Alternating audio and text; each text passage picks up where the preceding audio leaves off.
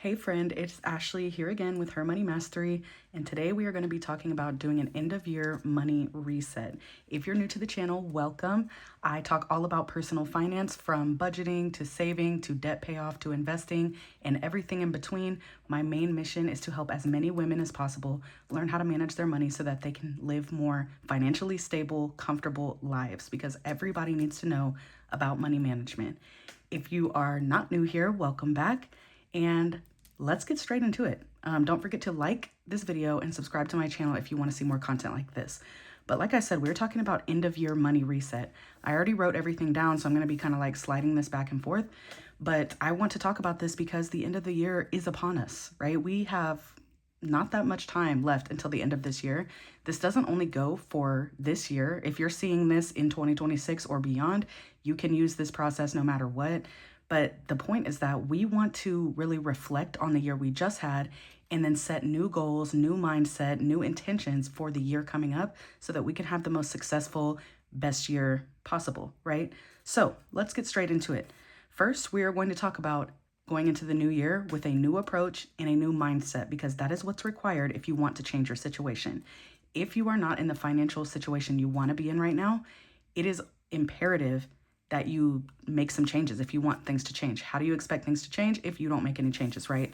So we need to re-examine your goals, your strategies, your systems, your mindset, etc. Basically everything about this year, we need to reflect on it and re-examine that so that we can go moving forward into something that is better suited to you. So think about, what do you want your next year to look like? Also think about, what did this year look like for you? Did you have goals that you wrote down and planned out? Or did you just keep them in your head? Or maybe you never made goals at all. And if that's the case, no judgment and don't judge yourself for it, but you need to do that moving forward. And I'm going to talk about goal setting later in this video, but it is very important that you actually set goals, because how are you actually going to make progress towards the direction you're trying to move into if you do not set any goals for yourself and you do not actually have a plan to do that, right? Because life is going to happen whether you plan for that or not. But if you have a solid plan towards a goal you're trying to achieve, then you're more likely to actually stay on track to hit that, if that makes sense. We also need to re-examine your strategies. So do you have any strategies in place right now to manage your money? Or say that you are in some debt, you want to get out of debt. Do you have a strategy for that? Have you in the past year been following any type of strategy that's money related at all? If so, how did it work for you? Did you like it? Was it successful? Were you able to stick to it? What did you think about it? And then tweak that moving forward so that you can see even more success in the coming year. If you don't have any strategies, think about what strategies you need to set up. So it is just like having goals is important. Having strategies is equally as important if you actually want to make progress, because a strategy is going to help you get there. It's the vehicle that's going to take you there. Also examine your systems. Do you have any systems in place for your money management? And by that, I mean, like, do you use multiple bank accounts to manage your money, or are you keeping everything in one bank account? Do you have savings set up? Do you have automatic transfers set up? Do you have some type of system you are using to pay off your debt? If the answer to all that is no, this is something you need to examine moving into the new year. You need systems. Systems are important because they, just like strategies, they help you get to where you want to go. And I know for me, I'm neurodivergent. Okay, so having systems is key to my success. If I do not have systems and strategies in place for myself, I am way more likely to actually just fall off completely and like spiral into a black hole, right? And I'm sure some of you can relate to that. Having systems that actually work with your brain is extremely important. And I will show you one example right now. So, for example, a bank account system to help you manage your money, super important. The way that I do it is I have multiple bank accounts for different things. Okay, so I have one bank account for bills, one bank account for fun money. I have a bank account for grocery money, things like that. And that way, when I am paid, I can separate out my money immediately so that it is not sitting in all one spot. This helps me to manage it, to have separation within my money so that I'm not constantly hoping and wondering that I'm not spending like my grocery money on gas or something like that.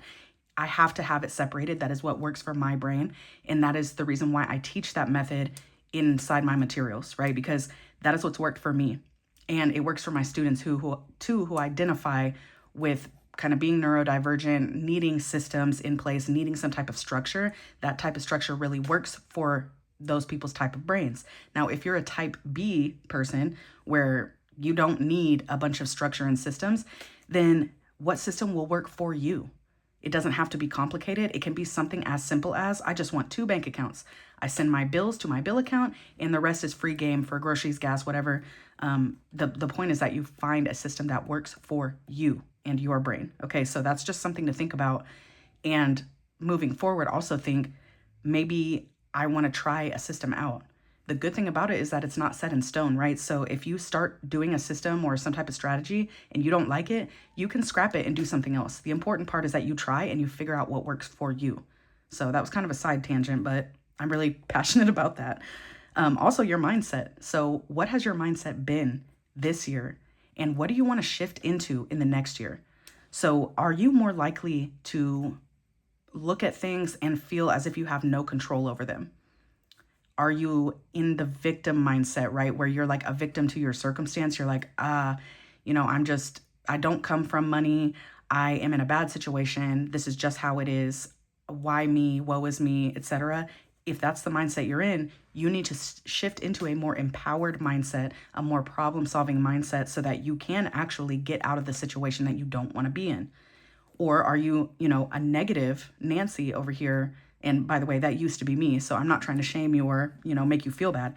But if you are a negative minded person, you are going to get negative results. You need to acknowledge that and really understand that so that you can shift it and change it so that next year you're not caught in the same mindset patterns.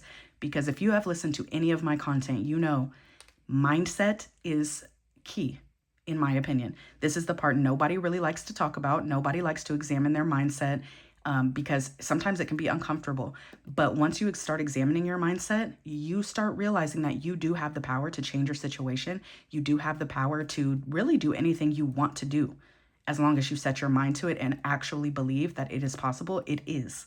So I would very much encourage, even if you think your mindset is great, I would really encourage you to examine it anyway and say, what are the limiting beliefs that I have about money? Do I think that it is possible for me to become a millionaire one day? Do I think it's possible for me to get out of debt?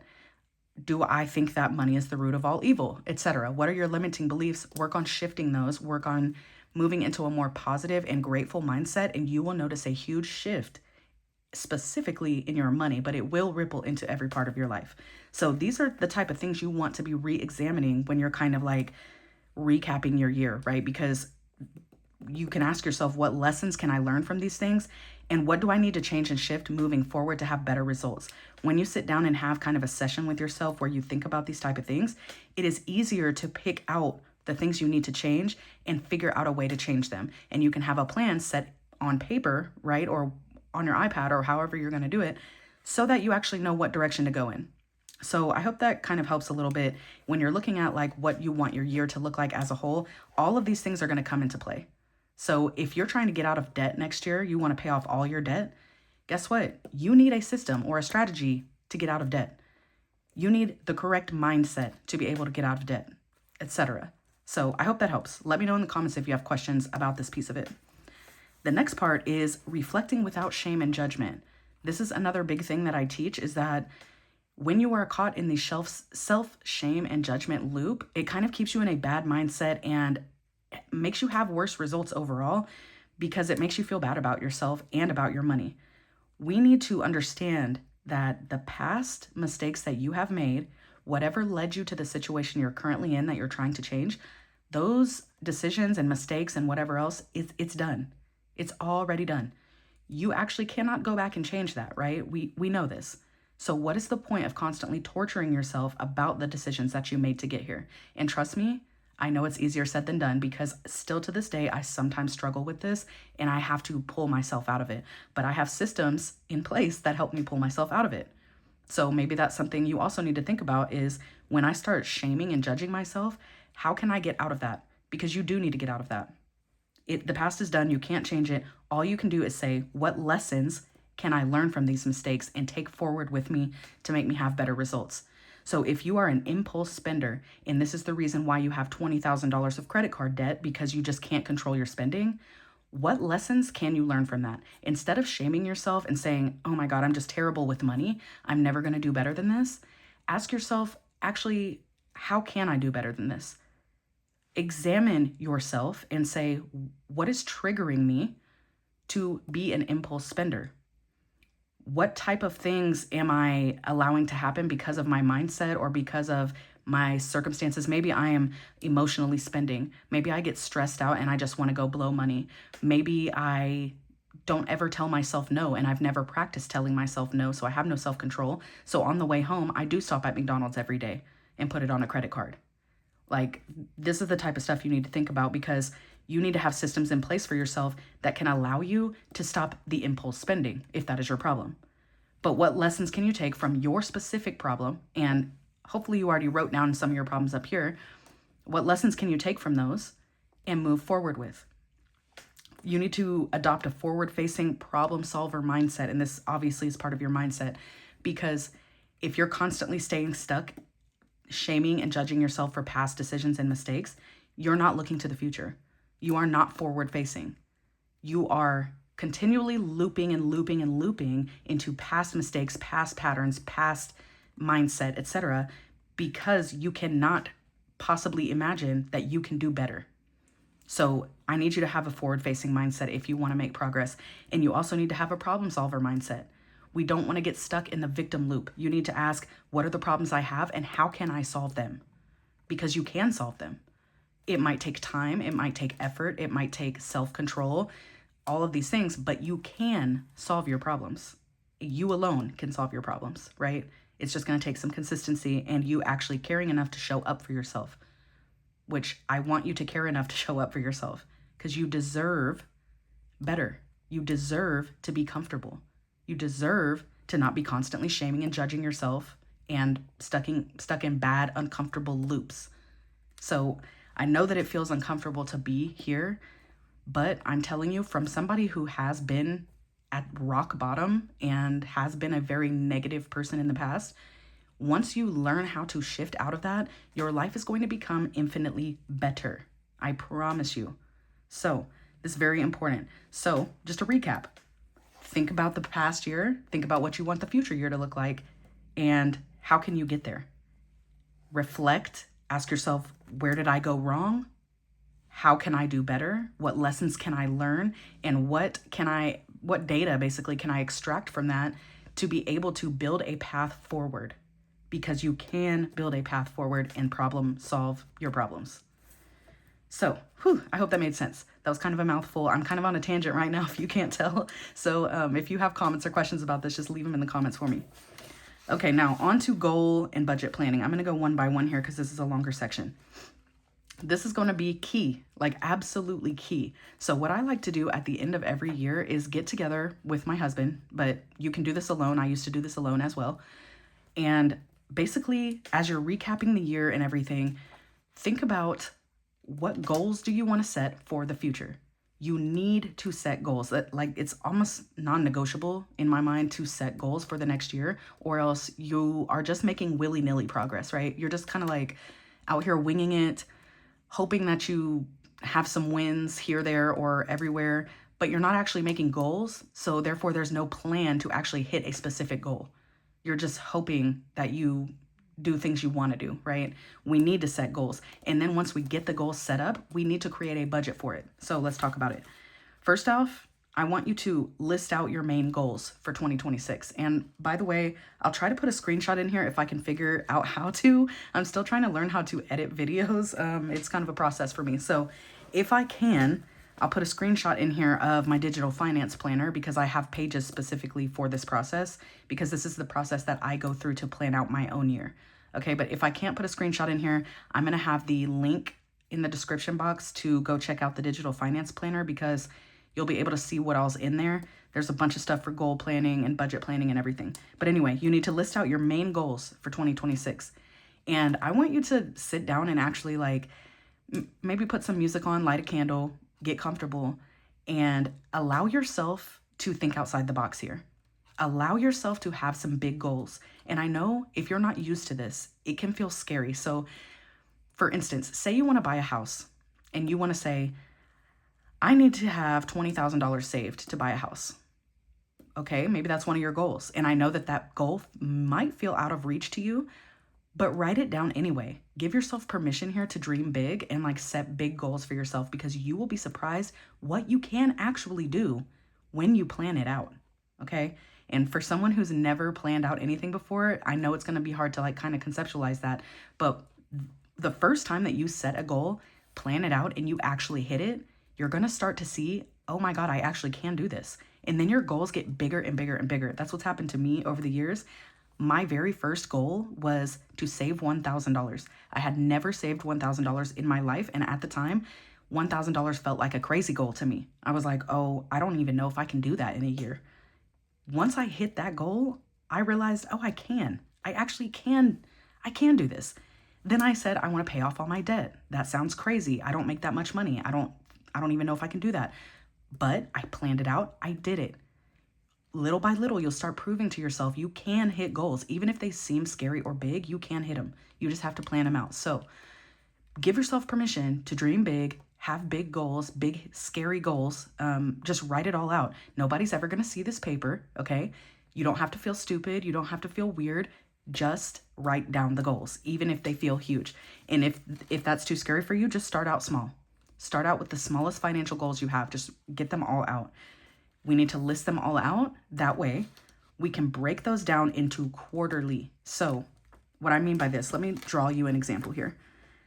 So this is your year as a whole, right? And so you write out all of your goals, and you cannot stop here. A lot of people make the mistake of stopping right here, and they just say, here's my goals for 2026. I want to save 20K. I want to go on a vacation. I want to do X, Y, and Z. And then they stop there. That is a mistake, because if you stop here, you are not going to reach that goal. The reason why is because you have no plan to get there. You need the plan to take you to that goal. Okay, so how I like to do it, I write out all of the yearly goals. Then I break them out into quarters. There are 4 quarters in a year, right? A quarter equals 3 months, because there are 12 months in a year. So we got Q1, Q2, Q3, and Q4. This is the same way that businesses kind of like set up their objectives for the year, right? They do it quarterly. So you break it down quarterly. So say you had a goal that was save $1,000. Okay, that's one goal that you have. To break that out quarterly, you would say save $250, because $250 times 4 is $1,000. So that means each quarter you need to save $250. I hope this is making sense so far. I'm about to break it down further.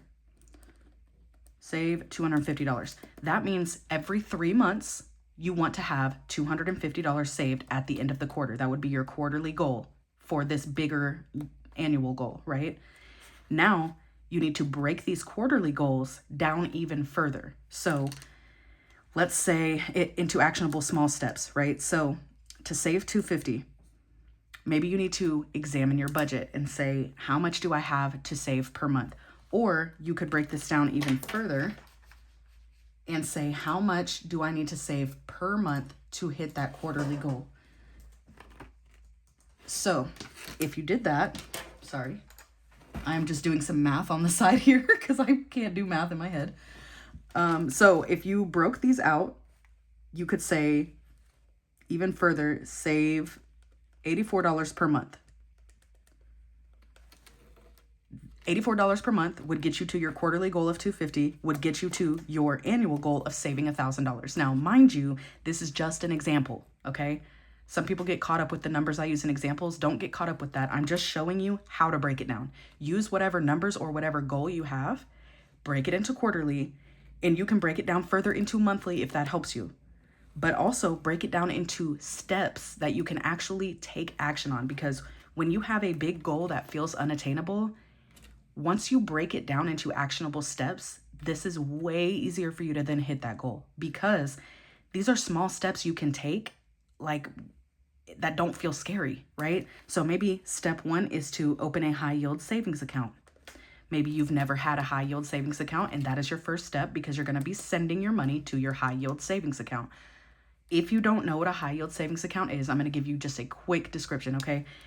It functions exactly like a regular savings account, but it is at an online bank They have less overhead. They can afford to pay you more interest on your money for sitting in savings. So when your money is sitting in the high yield savings account, it is earning interest just for sitting in this account. And it is way more interest than you will get at a regular savings account. So it's essentially free money. I have other videos about this, but just know that is the quick description. You're losing out on money if you don't have a high yield savings. And if you want to know the best one to use, I'll put a comparison link in the description, and you can go look at the best accounts and compare their rates. Just open one. They're all good. All the ones in the list I'm going to link, they're all good. Open one, send your money to it, and just start stacking your money, okay? So, number one, open a high yield savings account. Number two, you need to save $84 a month. So maybe you do an auto transfer. So you set up an auto transfer with your bank. If you don't want to do an auto transfer, then maybe you make it a task every single month. I need to transfer this much to my savings, and I'm going to go and do that every single month or every single paycheck. So you break that down into small bite-sized steps, because these steps don't feel scary, right? Opening a bank account is not scary. It just takes a little bit of time to open the account. Actually making your budget and figuring out you can send this much and setting up the auto transfer, that's not scary. Now, if you were to just look at save $1,000, that might feel scary. But when you break it down, it's not, okay? I hope that makes sense. So once you have all of your goals like broken out and broken down into actionable steps, you need to work them into your new budget. If you need to save X, Y, or Z amount, work that into your budget. I do have videos exactly about like how to actually create a budget.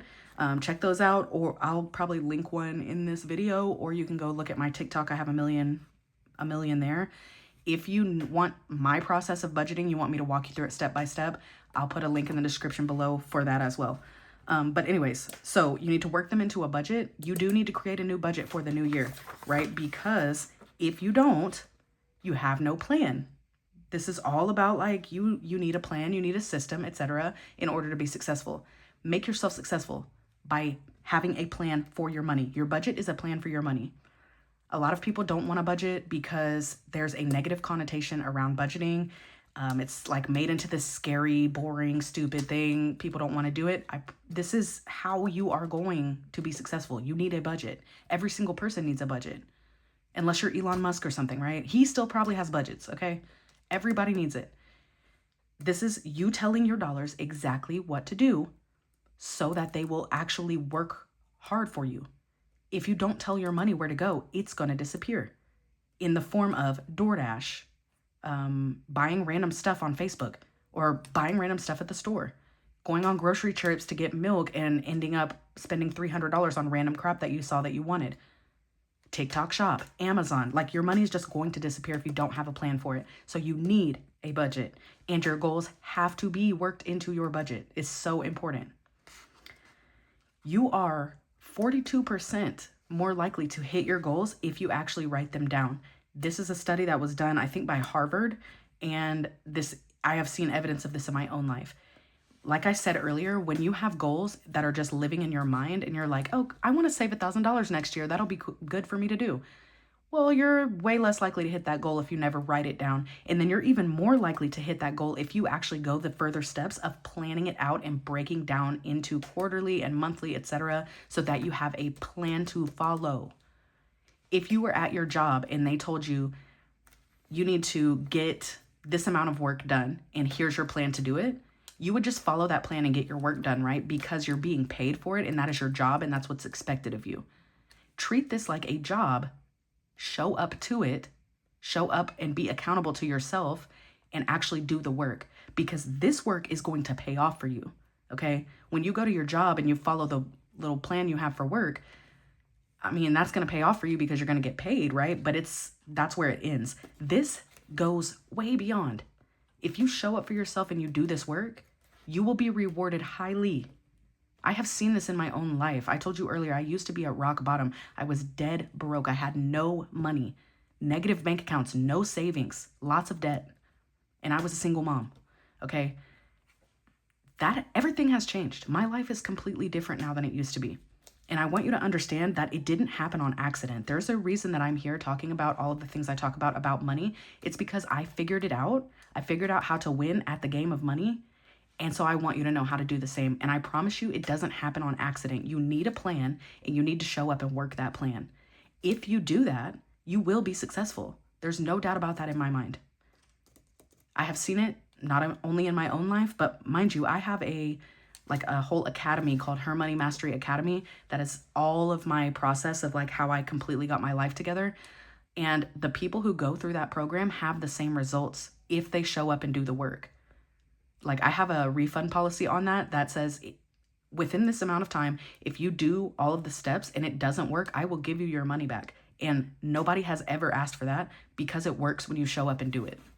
Period. I've seen it hundreds of times at this point. So please, please, please understand, even if this feels scary, if you show up and do the work, it will work.